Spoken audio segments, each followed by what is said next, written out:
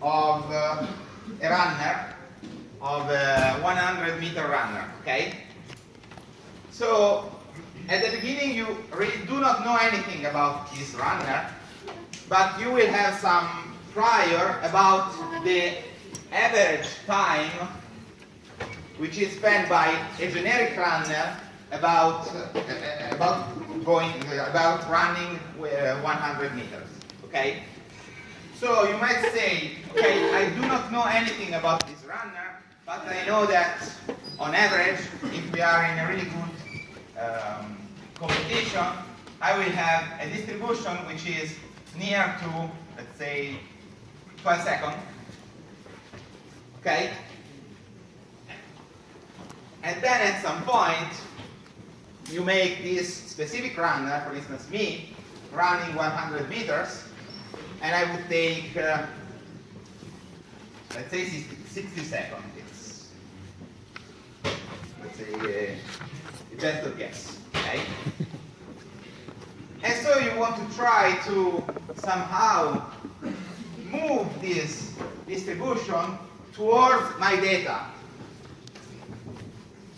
And we can do that by exploiting the bias formula, which tells us that the probability of mu, given that you saw some data, x, so my 60 seconds, is proportional to the probability of x given mu multiplied by our prior distribution. So this way I will have a new distribution which also takes into account my new data, which is a little bit more similar to the data than to the prior. And if I start adding more and more data,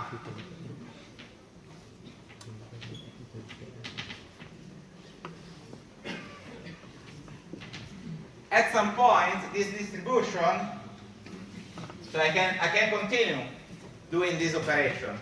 If I have one data, this is my prior and this is my posterior. If I have two data,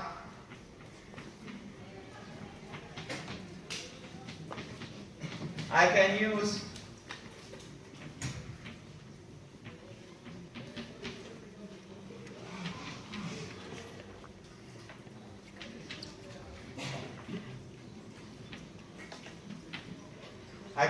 my new data in order to update again my posterior.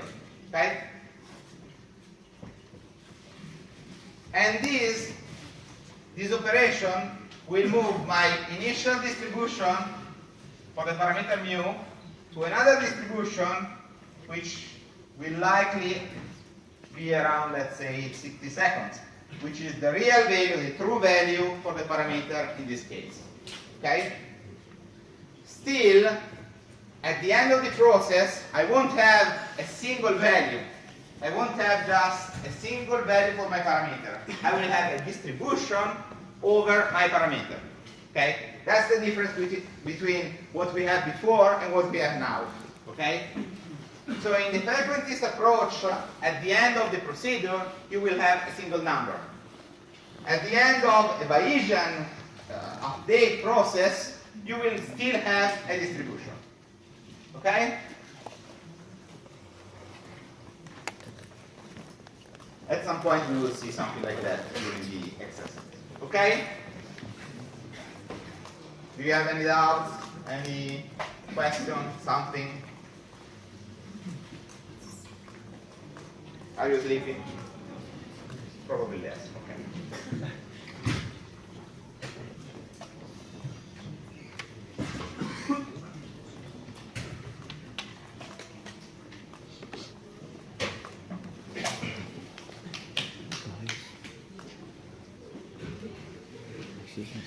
Could you please? Now I think that you had enough of statistics. Let's go directly to some exercise on linear regression. Okay? You can take care of that.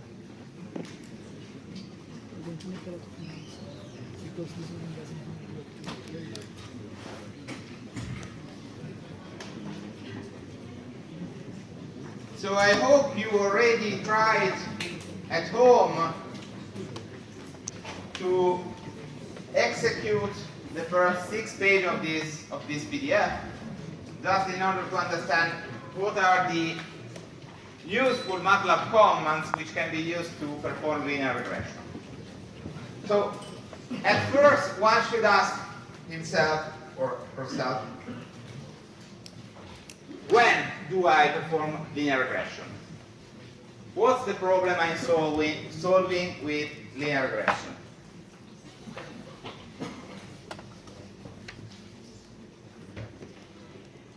I think you spent something like 3 lectures talking about that.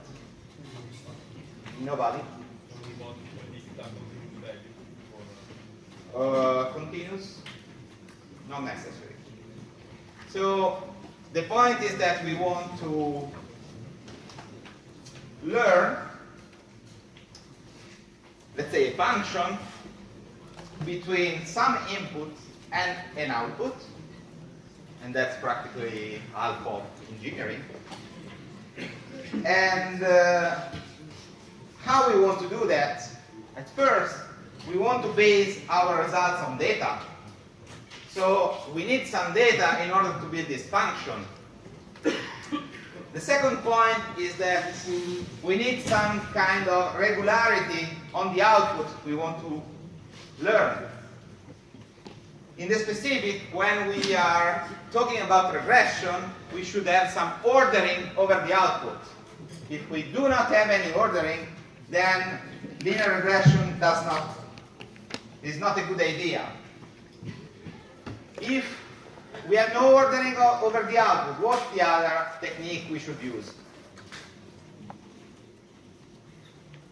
I think you started it last time.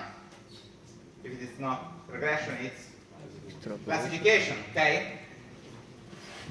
So let's try to understand with a really simple example. If I want to learn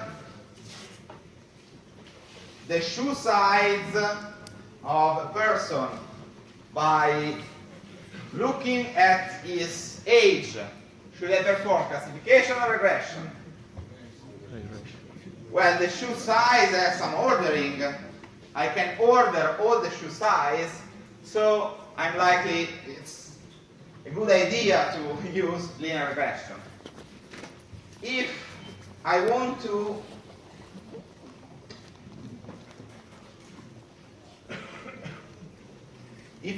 predict what's the favorite color of a person, should I use regression or classification?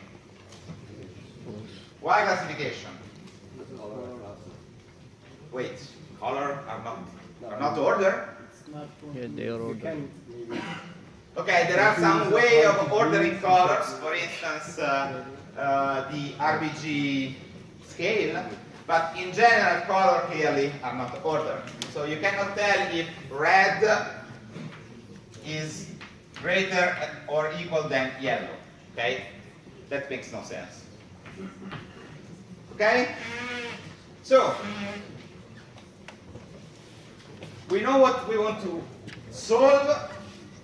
Let's try to understand if the question I asked you are about linear regression. I hope so. Who knows?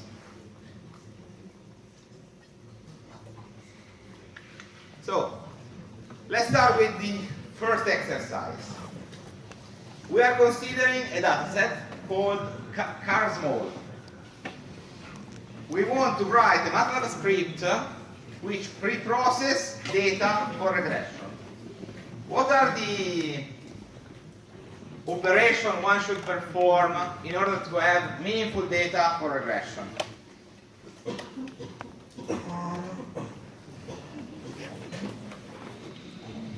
If you read the PDF, you know that there will be at least one operation which is fundamental.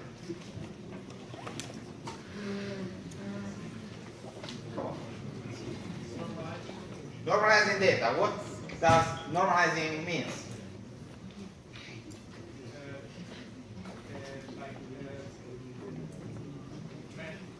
Changing the scale of the data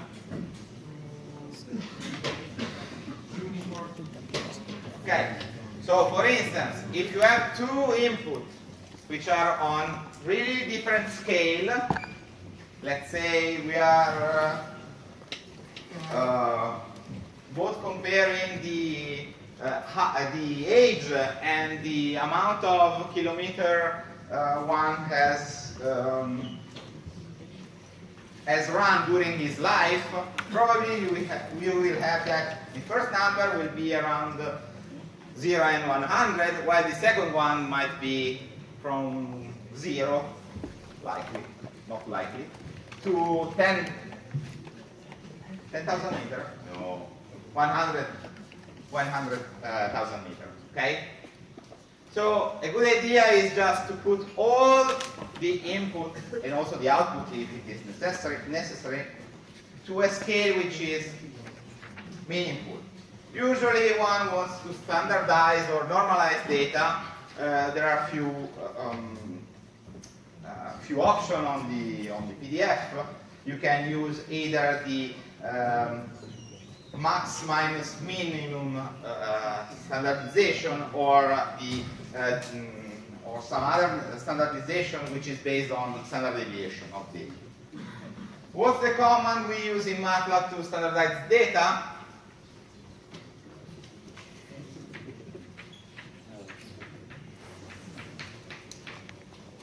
Okay, z-score. If I have a data set and I want the standardized version of my data, I just have to apply z-score. Okay? So at first we have to pre-process our data. Since we want to predict the acceleration of a car, given all the other information we have about the car. So let's start to do something like that.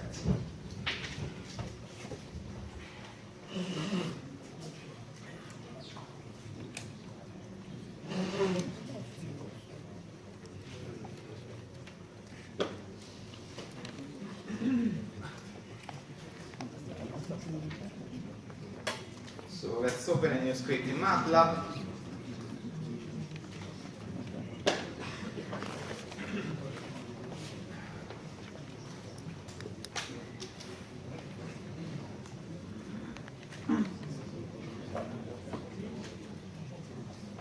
So let's start by loading the data from MATLAB. The CarSmall dataset is a built-in dataset.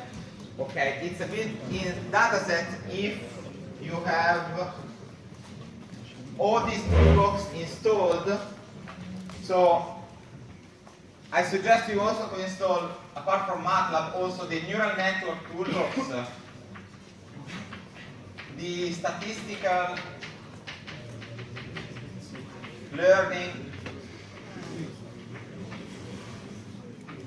toolbox, the curve fitting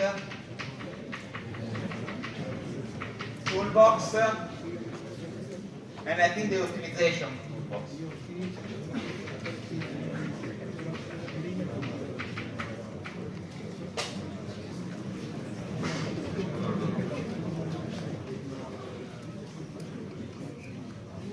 Okay.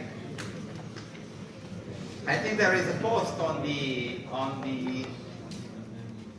VIP where you can find all these toolbox apart from the curve fitting toolbox I will add here. Okay.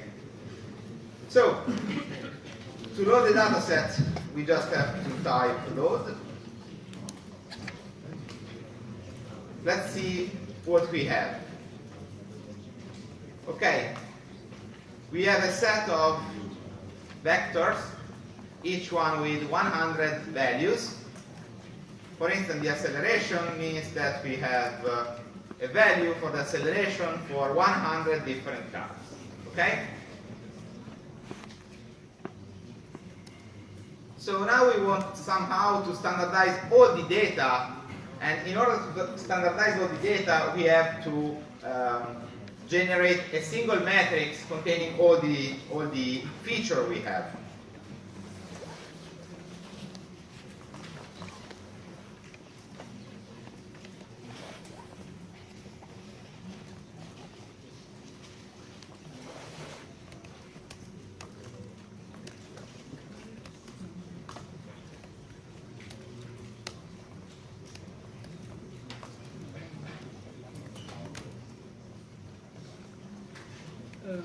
I'm sorry. Please. Is there any way to enlarge the... Yeah, sure. There is.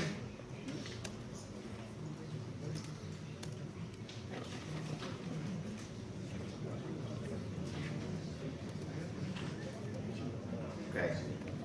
I hope that everybody will be able to read now.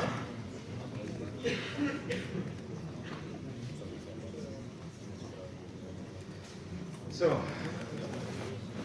power G.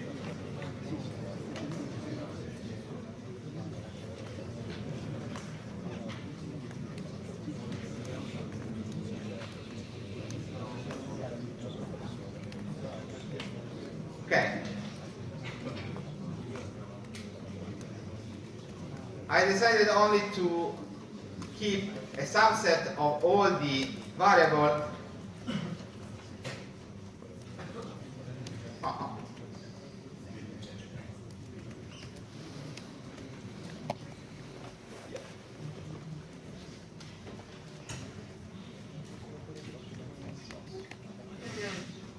Okay.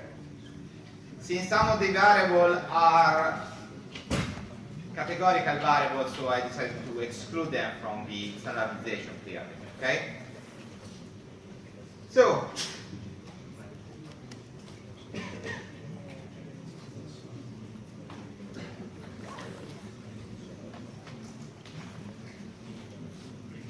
that's the way of standardizing your data. Unluckily, here we have some problem. Okay? Why do we have some problem? Because the fourth variable was showing a missing value, I think.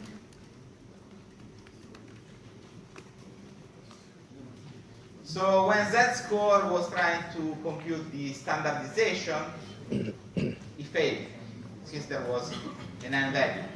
So we have to use a slightly different technique, which is to use two functions which are called non-mean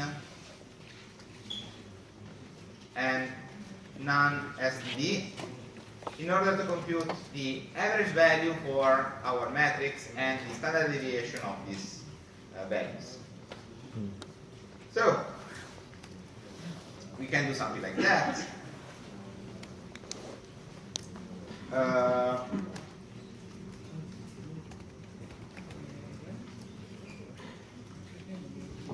Okay, so here we have a matrix with 100 values and 6 features. Okay? So when I compute the mean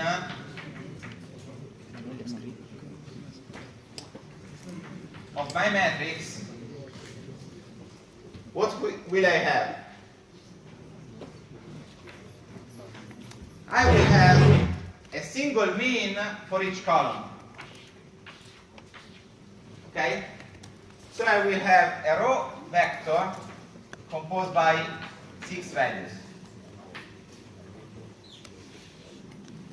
The point is that I cannot subtract two matrices which does not have exactly the same dimension. So the point is that I have to replicate this vector times the number of data I have. Okay?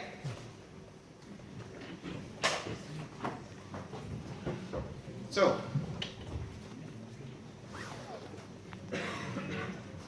in order to do something like that, I should use the common repmat.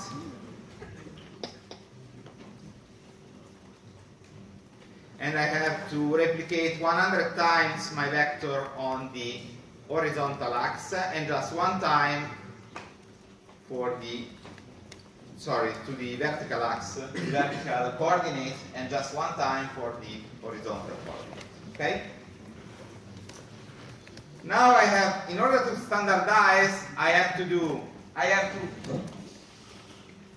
take each data, subtract the expected value, and divide by the standard deviation. Okay? That's the operation I want to do.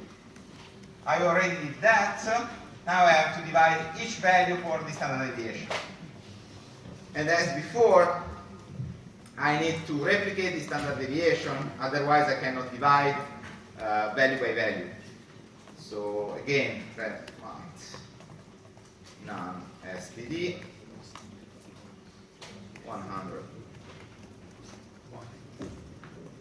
Okay?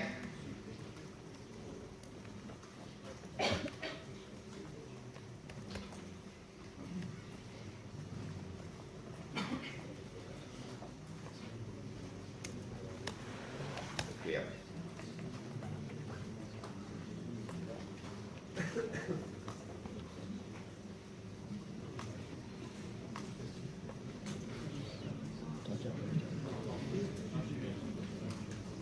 Okay? How does it behave? It ignores the Naka number or? Yeah, it doesn't, when it's computing values, is ignoring the none. But clearly, since we have one none in the input, we will have at the end, again, one none in the output. So let's try to check if something happened. It seems so, okay. Before we had a column which was completely filled by none, now we have a single none. Okay? Perfect. Please. The dot slash at the end of the Okay, when you use the slash, you are dividing a matrix by a matrix, so you are somehow computing the inverse of a matrix. If you in MATLAB want to do the operation value by value, you should use the operator dot, slash, and dot asterisk in order to divide and multiply. Okay? The same also for the power operator. So that's a matrix to the power of 2. This is a matrix where all the elements are elevated to the power of 2. Okay? Now, we have to divide somehow, okay, and that's it. I mean, we just standardize the data. All the data we have. Please. Why with this technique we overcome the problem of the missing value? In some sense, we do not overcome completely the missing values problem. Still, we have one of the row which will have a missing value. The point is that before, with z-score, we were just deleting all the values corresponding to the fourth variable, which is 1, 2, 3, 4, the horsepower. So we had no information about the horsepower to any of our cars. Okay? While here, if we want to somehow cope with the missing value, we can just erase a row and that's it. Okay? So we could also delete the row before applying. Sure, that's another possibility. Or another possibility is just to fill the missing value somehow. For instance, you just compute the average of all the horsepower and substitute none with the average value. That's one choice, okay? But you're through. I mean, we can delete the row beforehand.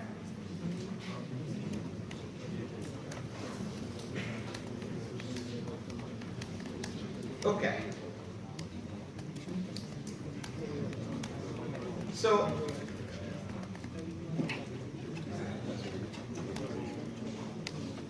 we want to select now that we have the data which are prepared for our process, our regression. We want to predict the acceleration of new car, and we want to select which other feature to use in order to perform this prediction. So let's try to extract the acceleration from our matrix. The acceleration was the first column, so we just have to specify that the target for our regression is none but the first column of our data. Okay? Now for the input, we will have to select a set of other columns, so from 2 to 6, okay? And we want to understand if there are some columns which are more relevant than other to predict, to understand if, to perform linear regression, okay? We can do that by looking at the scatter plot, okay? So let's assume that this is the scatter plot of each variable versus each other variable. And we want to understand if there are some variables which are more meaningful to the problem of predicting the acceleration with a linear model. So, when an input is really meaningful for an output,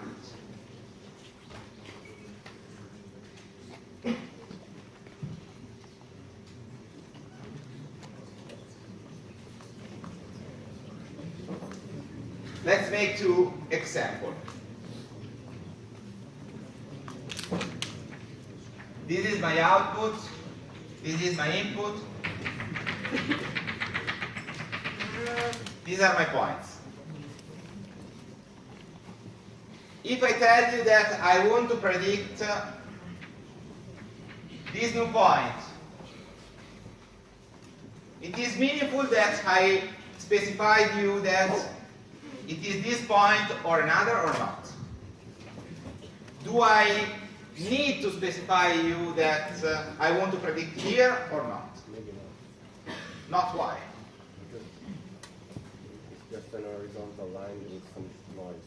Okay, so probably just by predicting with an average for every value for the input, you will have quite good performance, quite good regression performance. What's the opposite of this one? For a linear regression? Well, I should have something like that. That depending on the x, on the different x, I will have different y's. So for instance, if I have something like that,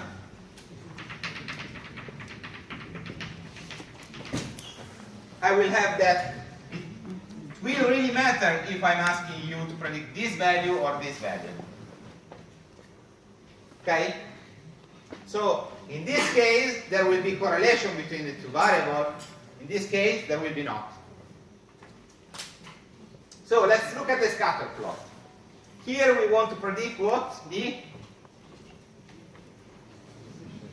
acceleration. So which row or column should we look at?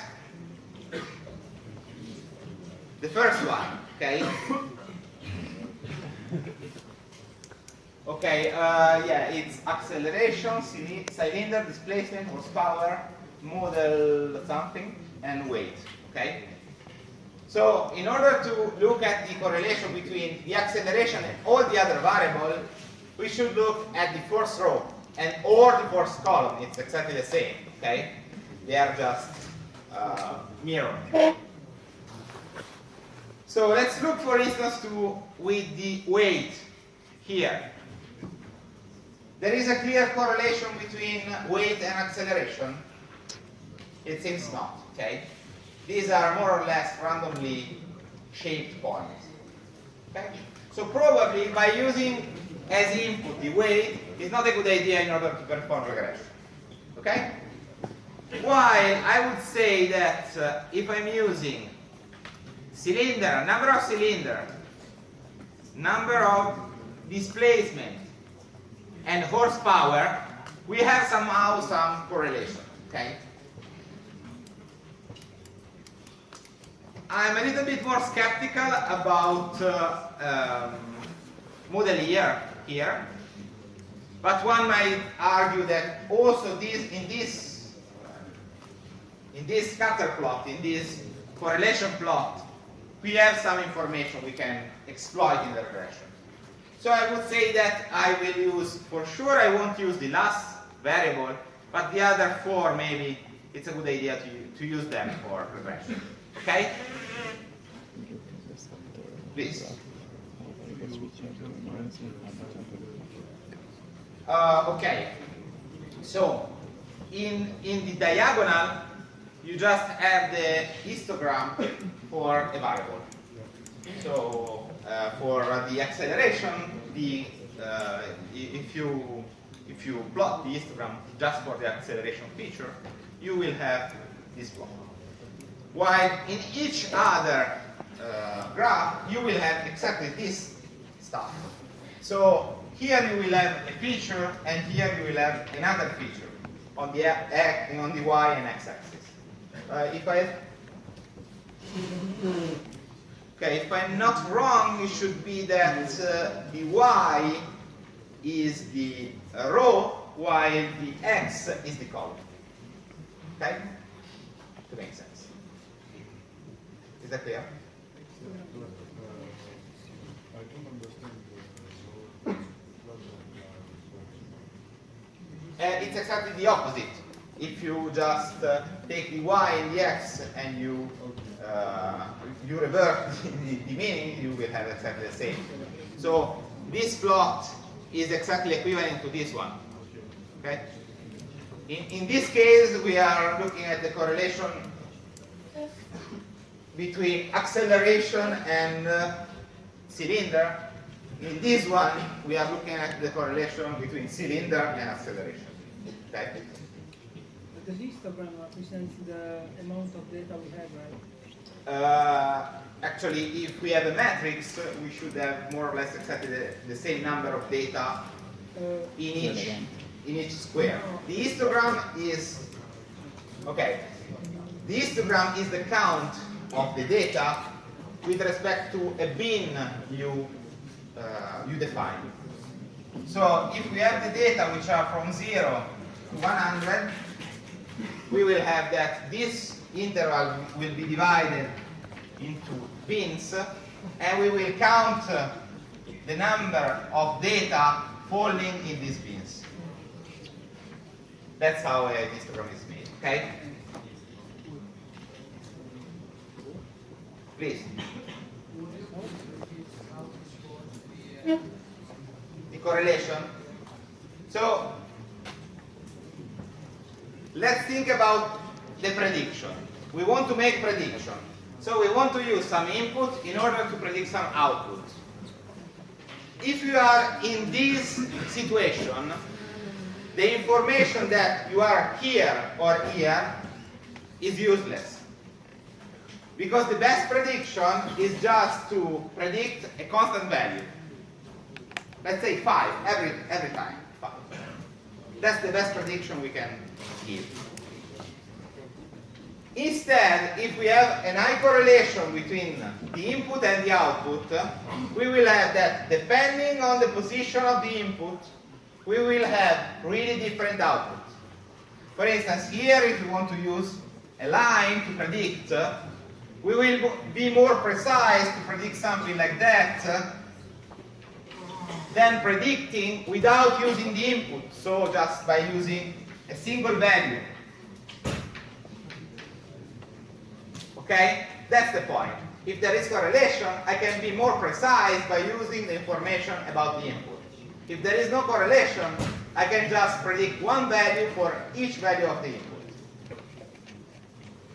Is it a bit more clear? In our case, here, there is the plot between each couple of variables. So it's exactly this one where instead of y and x, we have our variable. For instance, this one is acceleration versus number of cylinders. Okay?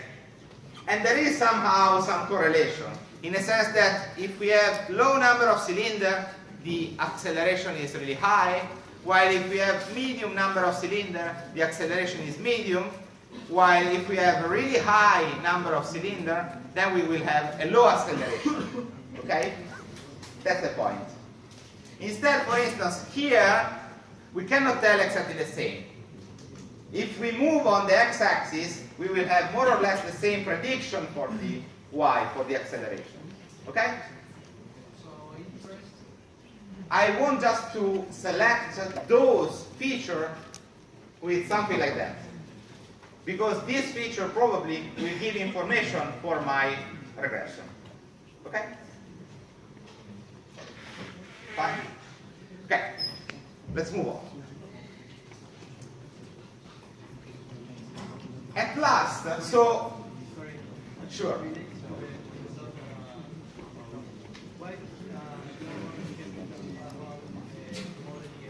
I cannot hear you.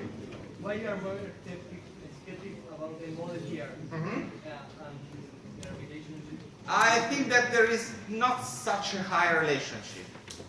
I mean, okay, I'm cheating. I tried, and there was not so much relationship. Okay, so that's why I'm telling you that probably one could also have selected the fifth variable, but probably is not so meaningful with respect to the other.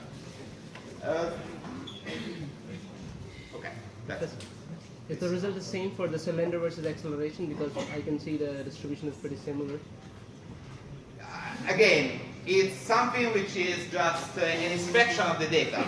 I'm not telling you that there is a right choice or a wrong choice. I'm just telling you that probably the last one is really bad. The other three, the other four, I just don't know. I think that the most likely interesting feature are the second, the third, and the fourth one, on my opinion. Okay. Again, we will see that there will be methods in order to select feature. Okay. At this point of the course, you don't have such method, so we have to do it by hand. Okay. Is that fine? Other question?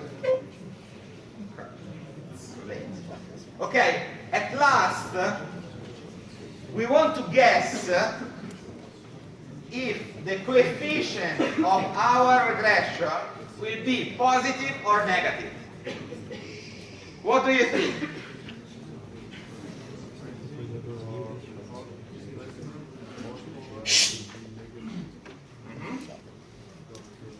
So the horsepower and displacement. Why?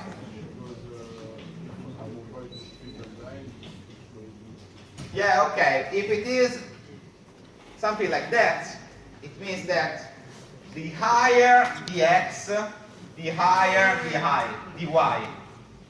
So we will have something like that. Y equal 3x. That's positive. Okay? While instead, if we have some data which have this shape, we will have that the higher the x, the lower the y. So we will have something which is negative.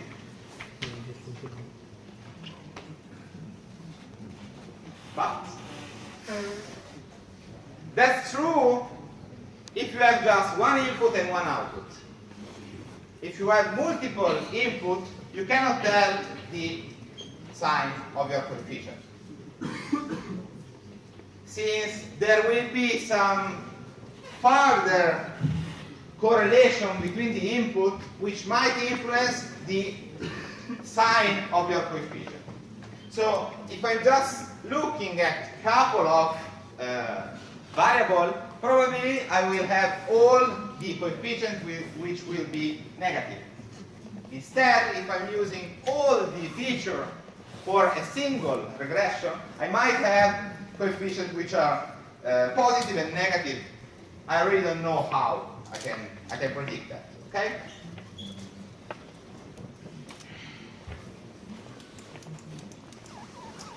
Okay. So we are lucky, since in the next exercise we have that we perform a linear regression between acceleration, cylinder displacement, and horsepower. Too bad the fourth variable was discarded. Okay? Let's look at the results. Okay? This is the output of a command in MATLAB which is called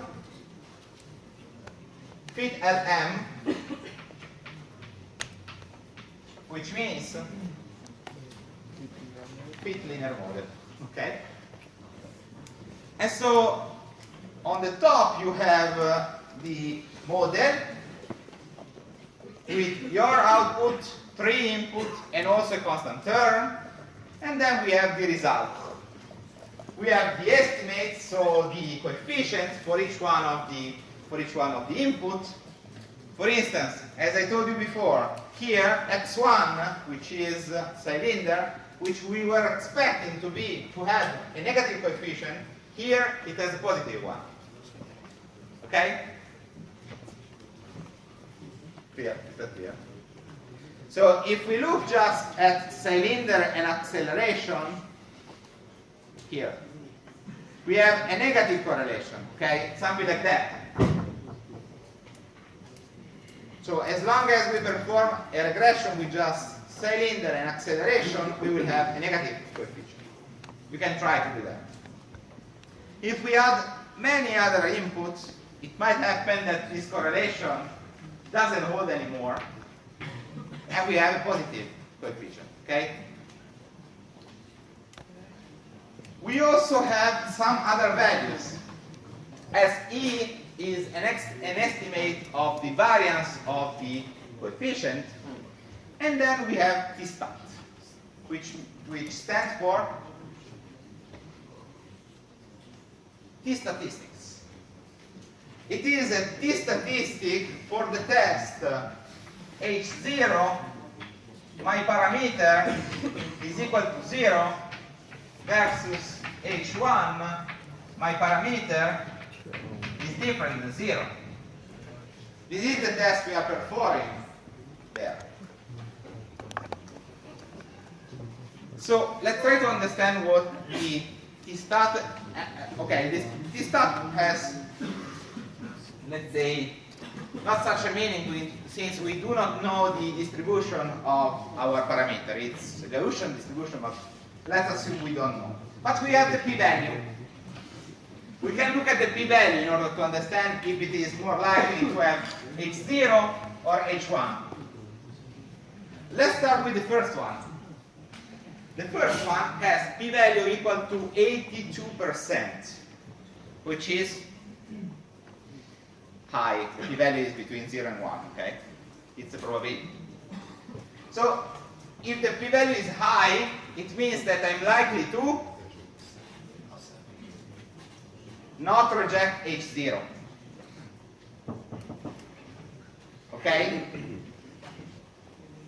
I'm not rejecting H0, so this means that it is likely that the first coefficient is not useful for my model. Okay? Let's look at the third one. So x2. x2 has a p-value which is roughly 6%, which is kind of low. In this case, we are accepting what? H1. What is H0 and H1? Sorry? What is H0 and H1? My parameter, the parameter corresponding to the variable, so to the input, x1, x2, x3, is equal to 0 or not. If it is equal to 0, it means that my model is something like that. Y equal W0 plus W1 x1 with W1 0.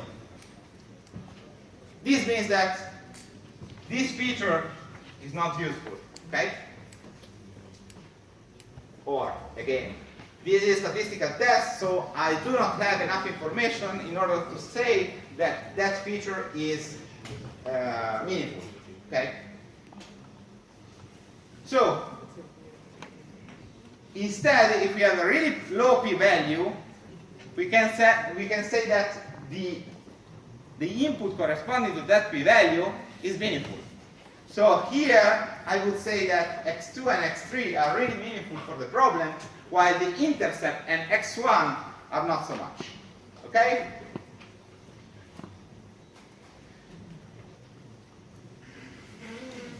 Let's look at the other values for let's try to answer to these questions.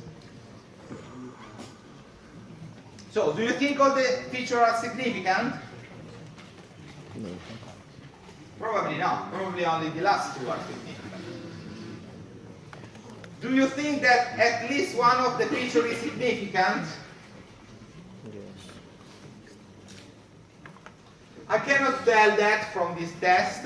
There is another test which answers this question, and it is an F test which provides you an F statistic. So here the test is H0 for all Wi equal to 0 versus H1 exists Wi such that Wi is different than 0. So here we are testing the significance of the whole model, not feature by feature, but of all the features I'm using. Okay? Here the p-value is ridiculous, okay? 10 to the power of minus 14, so it's practically 0. So there is statistical evidence that at least one parameter is different than 0. So